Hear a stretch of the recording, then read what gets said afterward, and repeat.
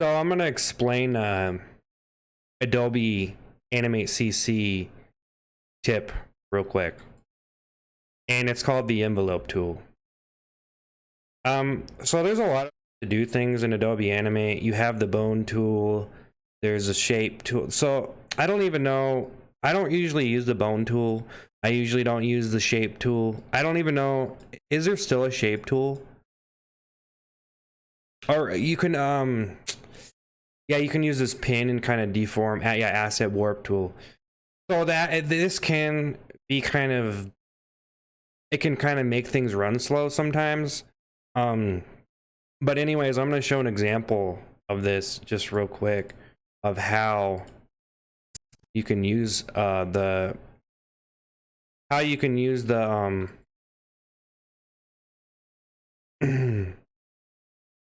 how you can use the envelope tool.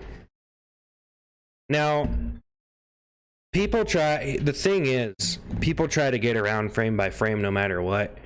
And the reality is when you're doing 2D animation, you're going to have to draw frame by frame, and you're not going to be able to draw in perspective and do different angles unless you just start doing it.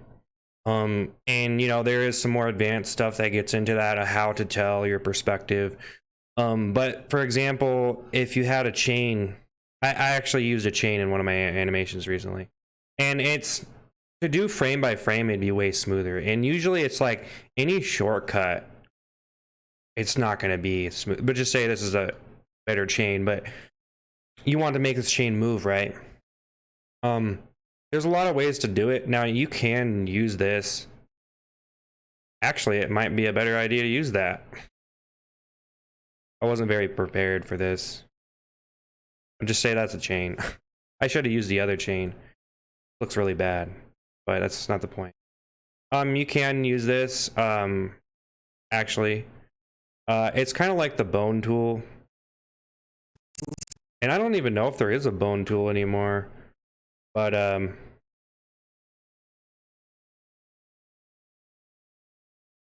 so it just moves, it operates like that.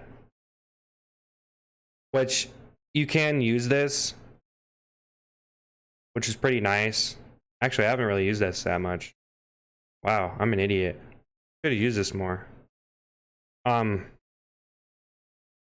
no, you can use this, or you can use the envelope to change stuff.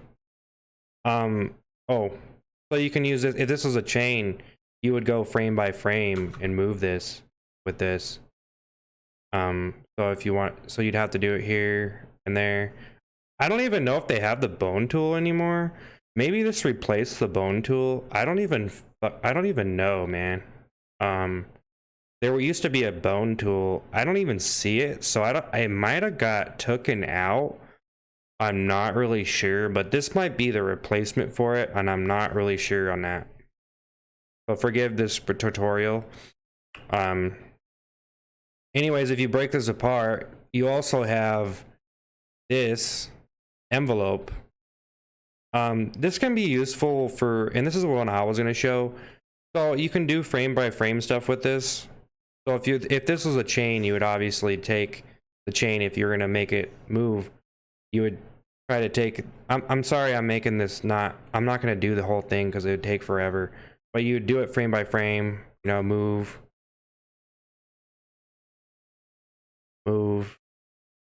you know. And this is a good way because you can stretch it and you don't have to like redraw it.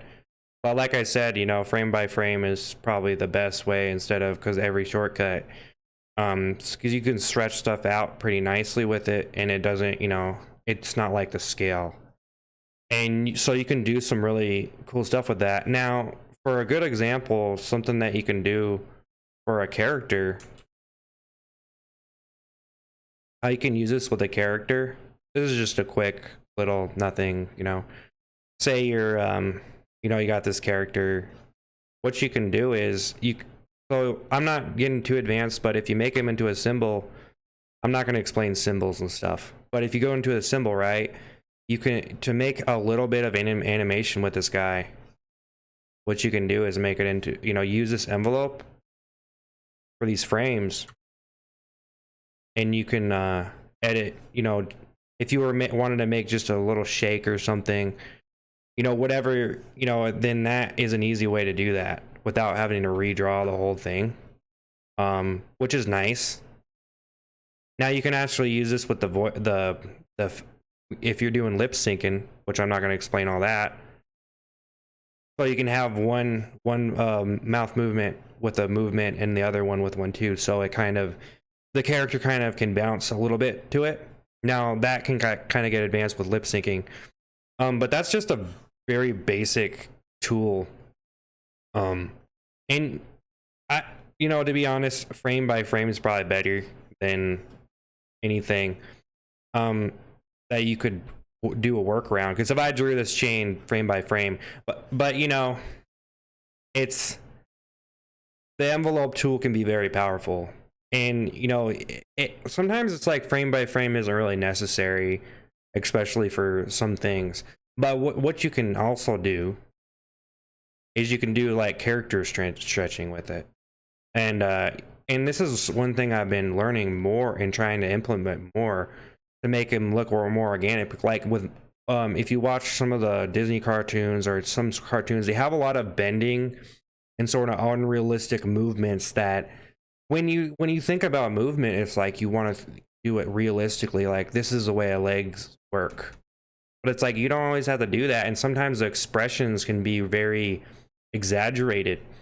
And you know, especially with fast, like Tom and Jerry scurrying, you know, there's a lot of bending and squishing, and it all kind of makes it look, it gives it that.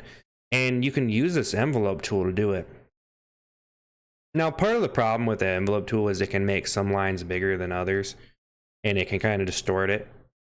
But you can use this in frame by frame and just keep, and if you learn the hotkeys, you can snap to it.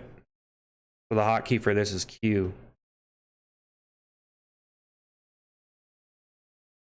Well, actually, you do have to, I think you do have to select it. So that's actually a problem, that you can't hotkey the envelope, because it will just go right to the scaling. But that is a use for it. So with that, this tutorial is over.